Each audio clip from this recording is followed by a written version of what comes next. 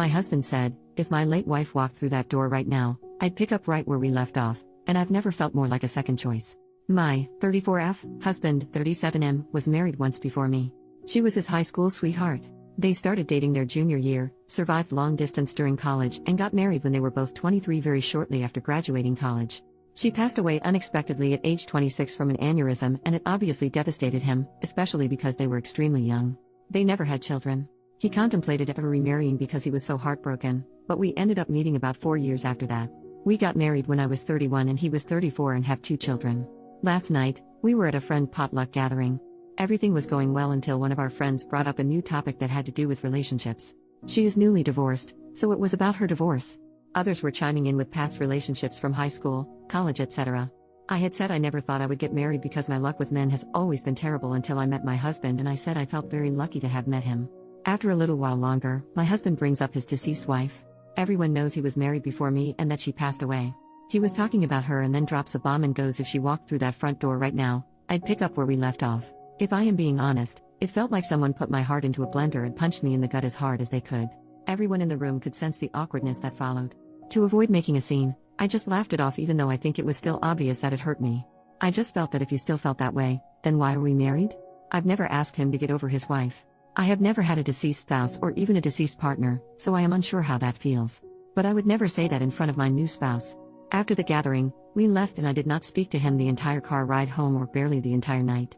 I did tell him that what he said hurt my feelings deeply and that we could talk in the morning once I've calmed down, because I didn't want to say something mean to him. I ended up sleeping on the couch because he would not leave me alone. It's now the next morning and I barely slept. He is still sleeping. I'm not really sure what to say or what he will say. Update, next day. This may be a long one. I also tried to reply to as many comments as I could, but they were flooding in and I got a bit overwhelmed. Also, alcohol was not involved in the sense that he wasn't drunk. My husband is 6 feet 3 inches and almost 250 pounds. He had eaten quite a bit and had 1 beer. He was practically sober. Anyway, we talked. I asked him to let me go first and to not interrupt. He doesn't usually interrupt anyway. This isn't verbatim. Just a rough sketch of how things went. I also included points some of you made. Without mentioning I posted about this, of course. I just want to say that I do not hate you for what you said. I understand where you were coming from. She died and it was something neither of you saw coming. I could never ask you to get over her or to forget her because I know how much you loved her. She was your first love. I do understand that if she hadn't passed, we likely would not be together and you two likely would be. I have always understood this. But to say what you said hurt my feelings and embarrassed me. And even though her coming back from the dead is impossible, if it were, you would leave me and the children? It was probably one of the worst things anyone has ever said to me. It is clear your feelings about her are still raw and it still hurts, and I want you to get counseling, and I want couples counseling very, very soon. He then apologized profusely, teared up and said how he did not mean to hurt me and embarrass me in front of our friends. He basically said that he thought about it before he went to sleep and came to the realization that he should have kept it to himself. I can't be angry for what he thinks. He loved her and she died. His feelings are also valid here. Also said that he would never leave me and the children, and that what he said was just a poorly thought out and poorly worded statement. That he was not thinking clearly, and when he said it, he immediately felt that maybe it came out wrong. I asked him how he would feel if I said that to him. He says, yeah. It's bad. I know. I shouldn't have said it. I wouldn't be happy. I know you aren't happy. I should have apologized in front of everyone as soon as I said it, or not have said it at all. I then asked him to think of the children and said it's like you saying, hey, children's names, if my dead wife walked through the door, I'd pack my bags and never speak to you guys again, and then it really got uncomfy. After some silence, I had no idea what to say after that. He asked me if I wanted to divorce. So I asked him why he would think I would want a divorce, just to see what he would say.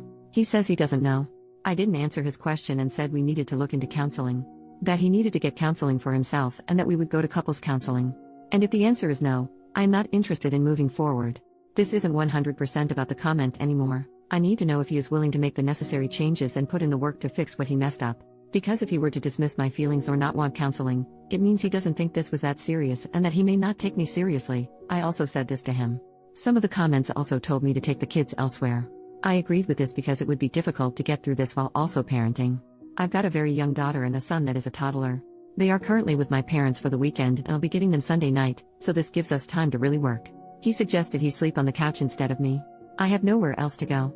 I haven't told my parents because I really would like to keep this between me and him as much as possible. Family and friends jump to judge too fast and sometimes offer extreme and harmful advice, and it's also embarrassing. Luckily we both have very good insurance that will help with counseling.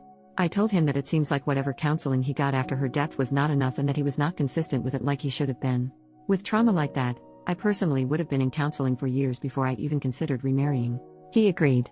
He was only in it for about a year and then stopped once he moved away from his hometown. Never got back into it. He also agreed to the individual and couples counseling. Kept apologizing. Kept telling me he loved me all day. It was also so difficult to be around him because he kept looking at me. I couldn't think. It was like he would try to say something and then he would just stare and not say anything. With the kids gone, there's nothing to really do except talk, so we talked again right before dinner time. He asked me if I wanted him to cook or buy something. I still was not hungry, to be honest. So I just told him he could pick something up for himself and that I wasn't hungry, and that prompted the second discussion. I realized he must feel very bad because he noticed I hadn't really eaten much all day. Kept asking me to eat. I wasn't sulking too bad or anything. Just doing my usual tasks, but not speaking or eating as much, and because we're home together all day, he noticed this. He asked me one more time to please eat dinner with him, so I agreed. During dinner, he told me that he looked for counselors himself and wanted me to see if I thought they were okay enough and that he would keep looking. Last stretch. After all of that, I told him that we can't really predict anything until we've met with therapists. I don't want him to keep saying sorry. I want work and change. And then maybe we can move forward, but this is the first step. I don't want to just leave him. I'm also not saying divorce is off of the table. I think he is still hurting from her death and his judgment is very, very clouded. If he didn't love me, I doubt he would have apologized so many times and looked for counselors on his own.